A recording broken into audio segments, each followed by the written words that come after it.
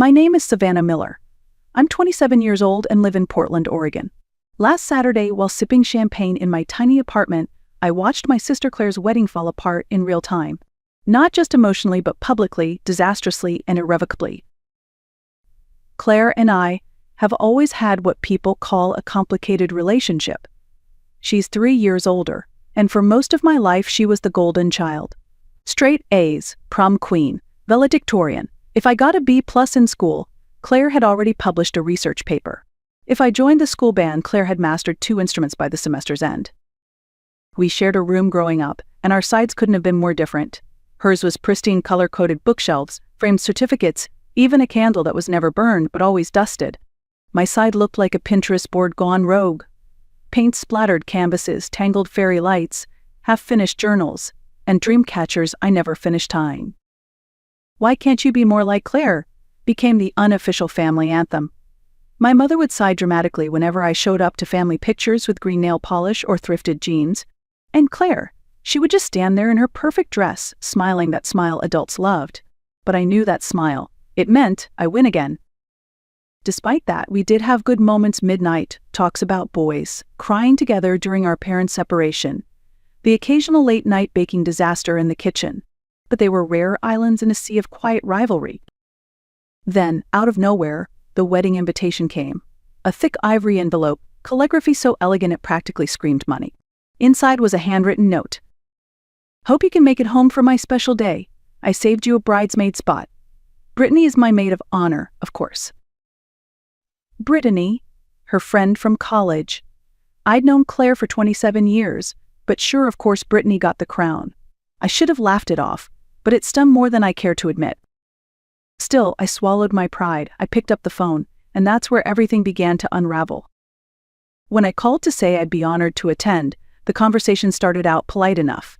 But like so many things in our family, it didn't stay that way for long. Claire launched into details about the bridesmaid dresses, custom-made, blush-colored, very form-fitting but flattering. I laughed and asked if they came in my size. That's when Mom chimed in, her voice on speakerphone cool and clipped. "Well, Savannah," she said, "the dresses aren't very forgiving.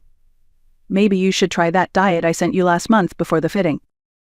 There it was, not even 5 minutes in, and already I was being weighed and measured. "Mom," I said, trying to stay calm, "I'm not crash dieting to fit into a dress for one day." "Well, Claire wants everything to be perfect," she replied. "The photographer is very expensive. These pictures will last forever." Something inside me snapped. "Fine," I said, my voice rising. "I won't ruin your perfect photos with my imperfect body. I'm not coming." There was silence on the other end. Then it clipped, "If that's your decision," and the line went dead. I hung up and cried for an hour. That night, Dad called. He's always been the quiet buffer in our family, the peacemaker caught between my mother's expectations and his daughter's stubborn hearts. "I know you're hurt," he said, "but maybe you can just watch the wedding online.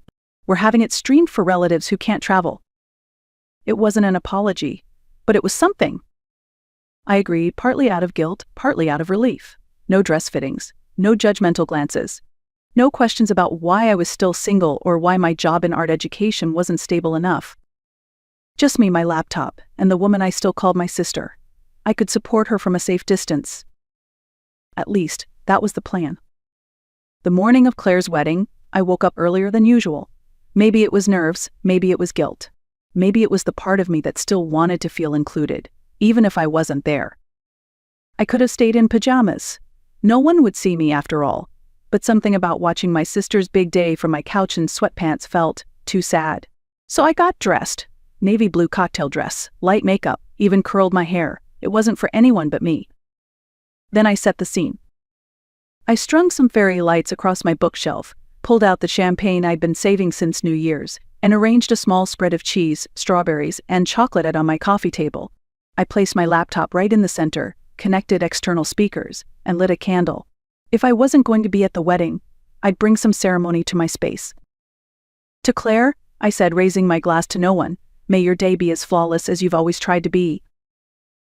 The live stream was scheduled to begin 30 minutes before the ceremony. I clicked the link at exactly 2 p.m., champagne flute in hand. Nothing happened. I refreshed the page. Still nothing. 10 minutes passed. Then 20. I was about to text my cousin when suddenly, the screen flickered to life. There it was, the country club garden Claire had raved about for weeks. Rows of white chairs lined the manicured lawn, each tied with a soft pink ribbon. A floral arch dripping with pale roses sparkled in the sunlight. It looked like a bridal magazine had exploded in the best possible way. Guests began arriving. I recognized a few of my mom's college friends, our great-uncle Hank, who still wore suspenders to formal events, and the neighbors who used to babysit us. Everyone looked elegant. But something felt off. Claire's side of the family sat mostly to the left. Ryan's family tanned, tailored, and obviously wealthy dominated the right. No mingling, no laughter, just polite nods and stiff smiles. Then the camera cut to the bridal suite. Claire sat at the vanity, veil in place, a makeup artist touching up her lipstick. She looked stunning, absolutely stunning, but not happy. Claire's smile in the bridal suite was the kind she wore when she was trying too hard to look calm. I knew it well. Her eyes kept darting off camera, her posture too straight, her hands fidgeting in her lap. Behind her, bridesmaids in matching robes buzzed nervously like bees around a hive. Brittany, the maid of honor, was glued to her phone. "Everything okay?" Claire asked sharply. Brittany flinched. "Just checking the time. We're good. Right on schedule." They exchanged a look, one I didn't fully understand yet. But something was brewing. I could feel it. The camera switched to the groom's suite. Ryan stood in front of a mirror, adjusting his tie. One of the groomsmen handed him a glass of amber-colored liquor, which he downed in one gulp. His best man clapped him on the back. They laughed, but Ryan's smile was hollow. Then, in the background, I saw Ryan's mother, Patricia, impeccably dressed. Ice blonde hair swept into a chignon. She was in an intense conversation with the wedding planner, pointing at her watch, clearly agitated. The planner nodded rapidly, scribbling something on her clipboard. The stream glitched. For about 15 minutes, I lost the feed. When it came back, the guests were seated and music had begun to play. I watched the bridal party process down the aisle, bridesmaids in soft blush, groomsmen in classic black tuxes. Brittany walked alone, clutching a bouquet that probably cost more than my rent. Then came Claire. She stepped out on our father's arm, radiant in a dress of lace and crystal. Her train flowed behind her like a river of silk. Two flower girls adjusted it with careful hands. She looked breathtaking. But again her eyes told a different story. She wasn't looking at Ryan. She was scanning the crowd, especially his side, like she was searching for something, or someone. I texted our cousin Lily. "Claire looks stressed. Is everything okay?" Lily's reply came fast. "So much drama backstage. Tell you everything later." The ceremony continued. Readings, a song, a sermon about love and compromise. I watched Ryan take Claire's hands at the altar. For one moment I felt it, that pull. That ache of not being there, not standing beside her. Even with all the tension, she was still my sister. And I couldn't shake the feeling that this wasn't the wedding she had imagined at all. The ceremony wrapped up without any major hitches, at least on the surface. The pastor pronounced them husband and wife. Ryan kissed Claire with the kind of enthusiasm that felt just a little too much for a traditional crowd. Then they turned hand in hand and walked down the aisle as Mr. and Mrs. Whitmore. But I couldn't relax. Neither could Claire, from the look on her face. As guests filtered toward the reception area, the camera followed the wedding party to a picturesque bridge where formal photos were being taken. The photographer arranged everyone with practiced precision, Claire and Ryan in the center, families on either side. And that's when it really hit me. There was a line, an invisible one, running down the middle of the group. Claire's family on the left, stiff and strained. Ryan's family on the right, polished and perfect. And Claire and Ryan stood right on the fault line. "Closer, please," the photographer called. "Like you actually like each other." Awkward laughter. Brittany stood slightly apart, checking her phone again. A groomsman leaned in, whispered something to her. She shook her head and stepped away, face pale.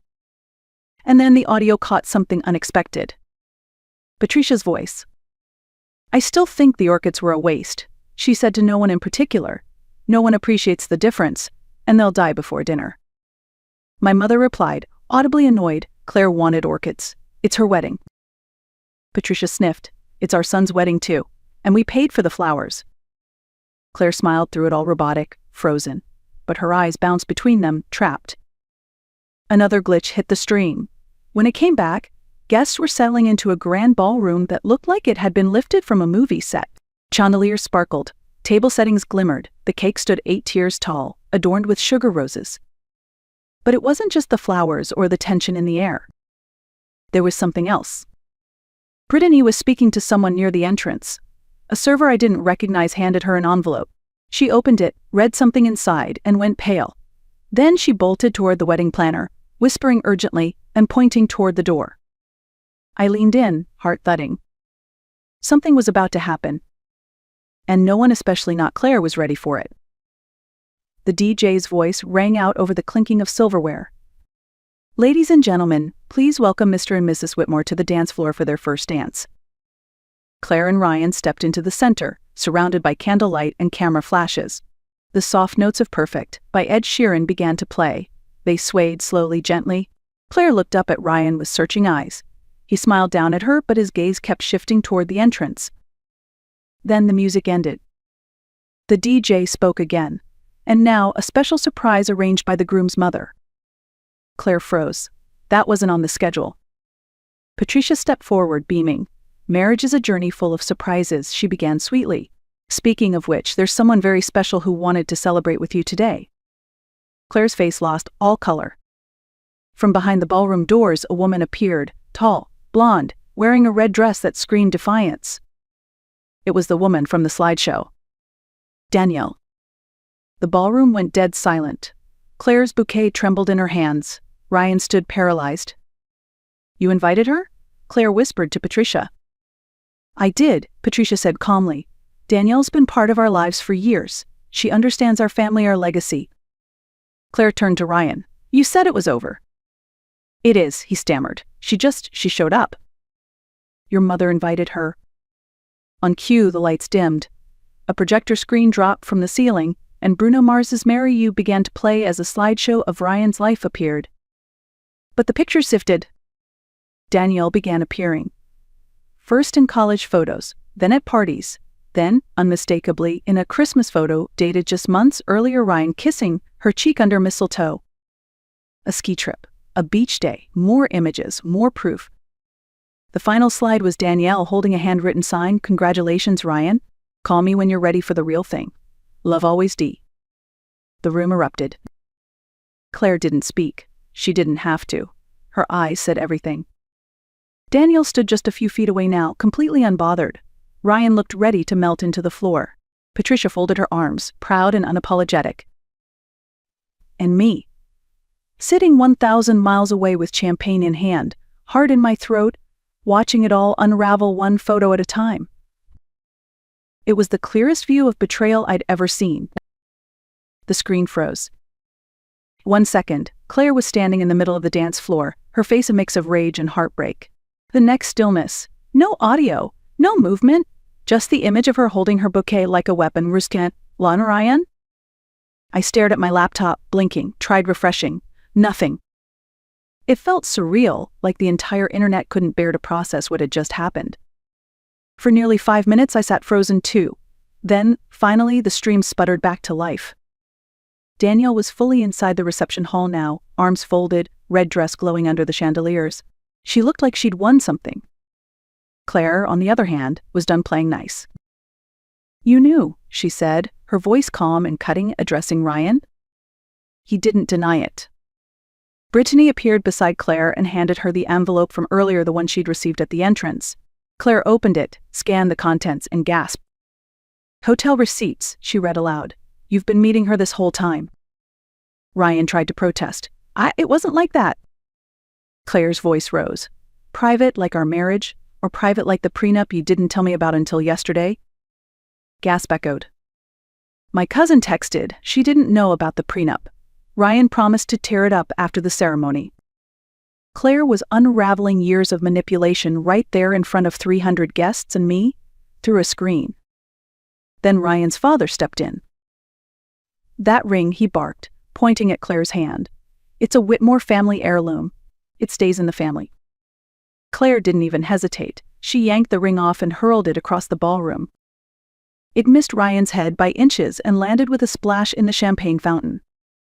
The room exploded, glass shattered, guests screamed. Claire's father pushed Ryan's dad away from her. The DJ ducked behind his booth. Patricia grabbed the wedding cake knife, probably not to use it, but still. The image was jarring. And in the middle of it all, Claire stood tall in her now wrinkled dress, mascara smudged, shoulders squared. She wasn't broken. She was awake. The next morning, my phone buzzed at 6:43 a.m. It was a message from Claire. "Need a favor. Do you still have the live stream recording?" I did. As soon as the stream froze the first time, I'd instinctively hit record. Maybe it was the artist in me, maybe just gut instinct, but I'd captured the whole mess. From Daniel's entrance to Patricia's confession to the slideshow and the aftermath.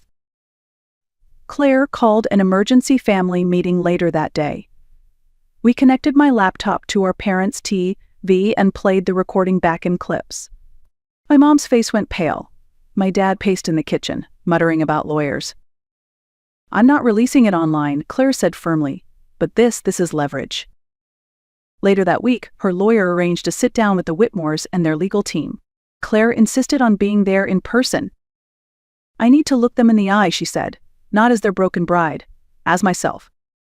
The meeting was held in a sleek office downtown. Claire walked in without makeup, hair in a low bun, and wore a navy pantsuit that made her look like a senator. Calm, controlled, unshakable. Patricia started the moment she entered. "Claire, we're all very concerned about your emotional state." "Stop," Claire said, not angry, just clear. "We're not going to pretend I imagined what happened." She laid out her terms.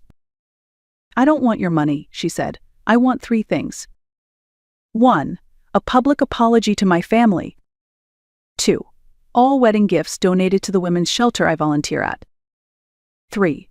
My teaching position reinstated with a letter of recommendation from your foundation." There was stunned silence.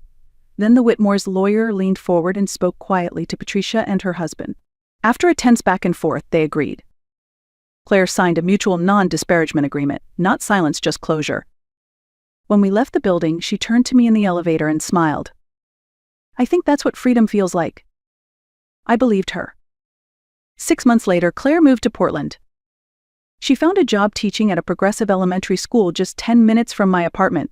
The same woman who once mapped out her future based on dinner parties and charity boards was now hosting reading circles under trees and finger painting with second graders. We started a new tradition: Sunday dinners, just the 2 of us. Sometimes we cooked at my place. Other times, we'd try a hole-in-the-wall restaurant and talk about everything but weddings. One evening, over a glass of wine, Claire lifted her glass with a smirk. "To catastrophes," she said, "the ones that turn out to be rescue missions in disguise." I clinked my glass against hers. "To sisters who find each other again in the wreckage." She smiled, a real one this time. "You know, I never thanked you, Pearlie." "For what? Watching your humiliation in HD from my couch?" I teased. "For being my witness," she said. "Everyone else was too close, too wrapped up in sides. But you saw everything clearly, from a distance, from love." Her words stuck with me. Claire wasn't the same woman who'd once chosen image over honesty, and I wasn't the family disappointment anymore. I was the one she called when her world crumbled. Last week she signed up for a photography course, the same one our mother once dismissed as a distraction. "I'm not trying to be anyone's perfect wife or perfect daughter anymore," Claire told me. And for the first time in years, I believed her. Because the truth is, we weren't just watching a wedding fall apart that day. We were watching a facade collapse so that something real could finally grow in its place. Have you ever watched someone's perfect life fall apart, only to realize it was the best thing that could have happened to them? Claire's wedding was supposed to be the beginning of a beautiful chapter. Instead, it exposed the lies holding everything together. But from that collapse came clarity, honesty, and a chance to begin again, this time on her own terms. If you've ever rebuilt yourself after betrayal, after pressure, after pretending to be something you're not, drop a comment below. And don't forget to like, share, and subscribe for more real stories of strength, clarity, and redemption. Sometimes, distance brings the clearest view.